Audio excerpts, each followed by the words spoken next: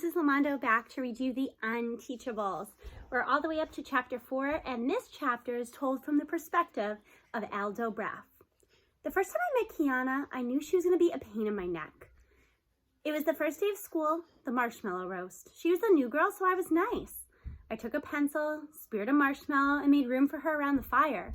Talk about rude. She refused to take it because it was unsanitary. It's the last time I tried to be a gentleman.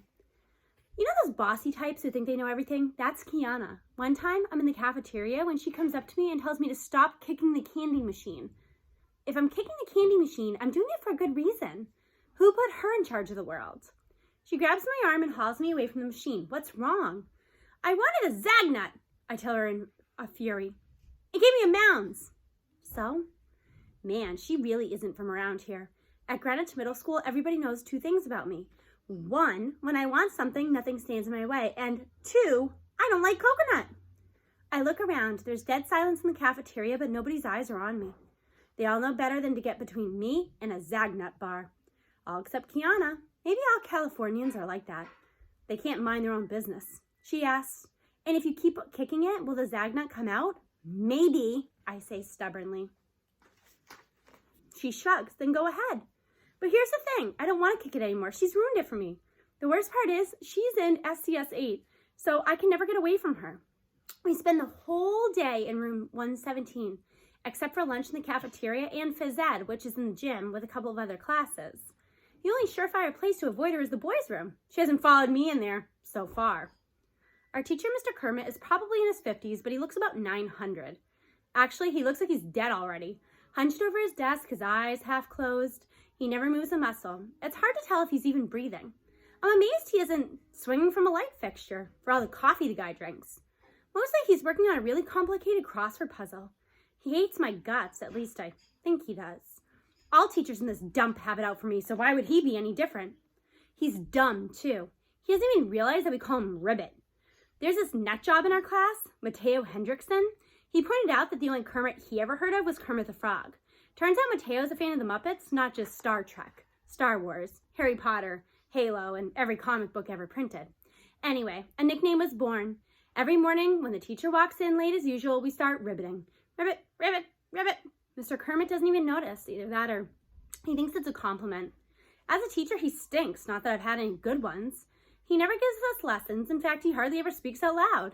He just passes around these stupid worksheets all day long. Boring doesn't even begin to describe it. With a normal teacher, if you don't do the work, you get in trouble. Not Ribbit. He acts like he couldn't care less if we do his worksheets or not. I've turned in every assignment and he's never graded a single one or handed it back, Kiana complains. What's wrong with them? What's he doing with them? Maybe he's eating them, I suggest. He's weird enough. She rolls her eyes at me. She's annoying, but it's not like the other kids in SCS 8 are any better. There's Parker Elias, who has to be the dumbest person in the whole school. Remember the kid in first grade who, when he got picked to read aloud, everybody else wanted to drink bleach? Well, Parker still reads that way today, one word at a time. The speed of molasses, sounding out every letter. This is the idiot they gave a special driver's license to? No one is safe. There's Barnstorm Anderson, super jock. Super jerk is more like it, but I guess he's both. He's an unstoppable running back, an amazing point guard, a lights-out pitcher, which is why the school gives him an automatic get-out-of-jail-free card. That makes me mad. Why should scoring touchdowns mean you get special treatment? But here's the thing. Last spring, Barnstorm blew out his knee. He's on crutches now, banned from sports for a whole year, and by that time, he won't be in middle school anymore. So all the teachers have suddenly started to notice that the last time he turned in homework was never. That's the kind of person who lands in our class, like Elaine Ostrover, who sits in the back row. She has to be 6'2" and as solid as an oak tree. She hardly ever opens her mouth. When she does, her voice comes out a low rumble like a subwoofer. Kiana asks me about her. That's Elaine, I reply. Rhymes with pain. She frowns. Everybody says that. Rhymes with pain. What does it mean? You don't want to mess with Elaine, I advise her seriously. Last year, she butt-headed this kid down the stairs because he was looking at her funny. Wiped out like 15 people. The line outside the nurse's office stretched halfway to the cafeteria. If that's not pain, I don't know what is. Kiana checks out Elaine's head, which looks like one of those giant statues on the island from the cover of our world geography textbook. She has to register her head as a deadly weapon with the FBI, I put in. Kiana skewers me with a sharp glance, so I say, well, not really, but she definitely tore the door off one of the bathroom stalls and used it to crush the laminating machine. I add, I wasn't there, but everybody knows it. You're scared of her, Kiana decides. I'm not scared. I can handle Elaine, rhymes with pain. If you don't say the full name, it increases your chances of being the next victim. I just don't want to get in trouble for fighting, that's all. She nods, because you're a big expert at not getting in trouble. By the time I realize that I'm mad at her for saying that, she's on the other side of the room, and my chance to yell at her is lost forever. Rain Barclay is supposed to be this amazing artist, although I've never seen him do a doodle. I guess his doodles are pretty good if you're into that kind of thing. He drew one of Ribbit, and it's a dead ringer for our teacher. The sunken cheeks and dark circles around his eyes, just the right amount of gray in his thinning hair. Rain blew one part of it. He drew the coffee mug too big, almost the size of a trash barrel. Maybe that's how he ended up in SCS 8, which isn't exactly for geniuses. It doesn't help that Raim's stepdad is in a rock band. They practice all night, so Raim sleeps most of the day. One day, Mateo welcomes me to class with a whole story in his deep, throat-clearing gibberish that sounds a lot like he's trying to spit out a bug he swallowed by mistake. I don't appreciate being messed with, especially when I'm not even sure how I'm being messed with. What did you say? I demand. It's Clington greeting, Mateo explains cheerfully. It means, may you die well. My eyes widen. You want me to die? The Clingtons are a warlike race, Mateo says quickly. Dying in battle is an honor. They love that. But I don't. From now on, you've got anything to say to me, you better say it in English, not some phony language. Klingon is not phony, Mateo cuts me off, outraged. It may have started on Star Trek, but it's turned into a legitimate language with a dictionary and an alphabet. There are even regional accents depending on which part of the Klingon home you come from. The South, for example. He starts talking, lecturing, clueless that my blood is boiling. All the other kids are laughing. It's like a big joke that this little creep is making fun of me. What's the matter with you? I shout at them. Doesn't anyone have my back? Kiana steps forward, struggling to keep a straight face. She reaches for my arm. Aldo. That's the last straw. That this California girl who isn't even from around here thinks I'm the entertainment. My soupy fog swirls in my head, tinged with orange until I can actually feel the heat from it. I've got to get out of here before I explode, leaving bone fragments and bits of skin all over the walls of room 117. I hate this class.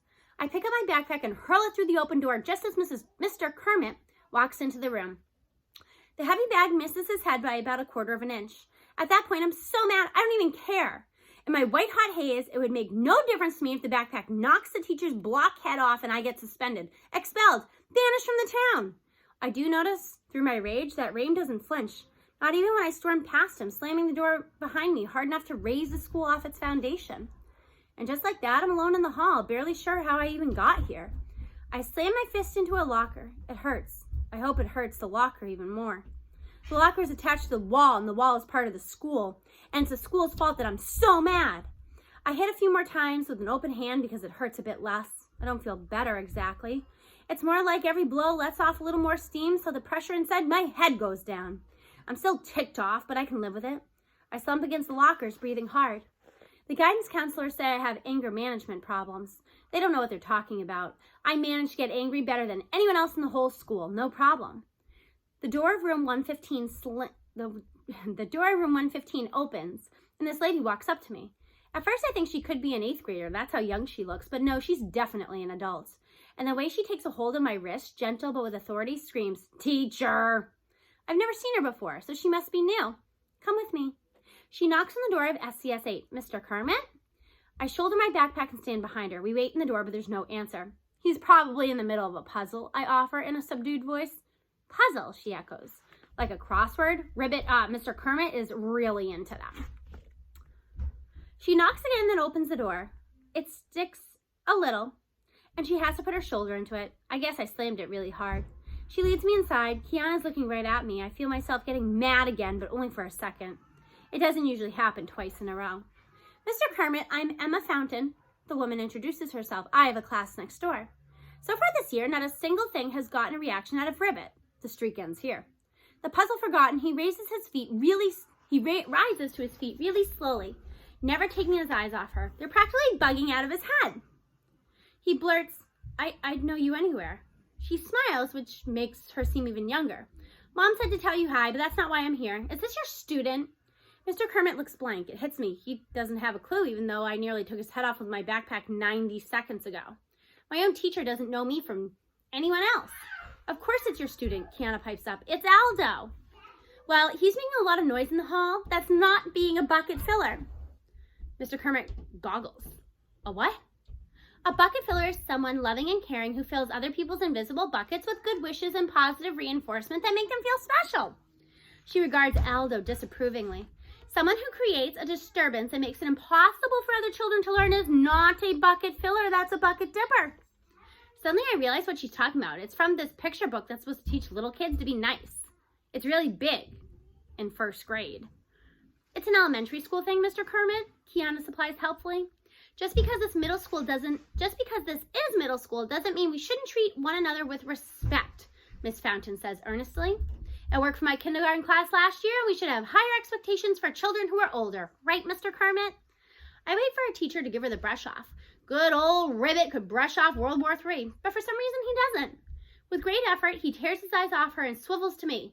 Were you dipping? I stare at my sneakers. I guess. Mr. Kermit turns back to Miss Fountain. You look just like your mother. She smiles. I'll take that as a compliment. To me, she says, you should apologize to your classmates too. You wasted their learning time as well as your own. Sorry, I mumble. You know about the learning time.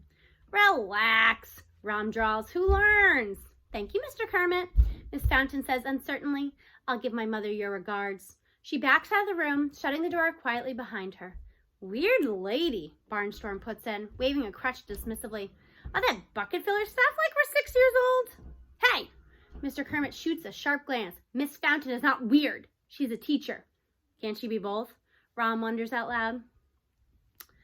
Kiana won't let it drop. She's not just bossy, she's nosy. And the combination makes her like a bloodhound. What gives, Mr. Kermit? What's the deal with you and Miss Fountain? For the first time all year, he actually looks annoyed. Did I or did I not distribute worksheets? A paper airplane does a loop-de-loop in front of him. There's a chorus of ribbits, including one from Elaine that sounds like it came from the underworlds. Parker chimes in. Face it, Mr. K. You've barely looked away from your puzzles since school started. But the minute she shows up, you hit the ceiling. She's your kryptonite, Mateo puts in. Kiana snaps her fingers. It's her mom, right? You and Miss Fountain's mother used to be a thing. Mr. Kermit, who couldn't even be riled by a roaring bonfire in his wastebasket, picks up his crossword puzzle, rips it into a million pieces, stomps on them, and stalks out. Even though I can't stand the guy, at that moment I actually relate to him a little bit. He may be the worst teacher in the world, but we have something in common. He has anger management issues too. Next time we will read chapter 5 and hear Mr. Kermit's side of the story. See you then.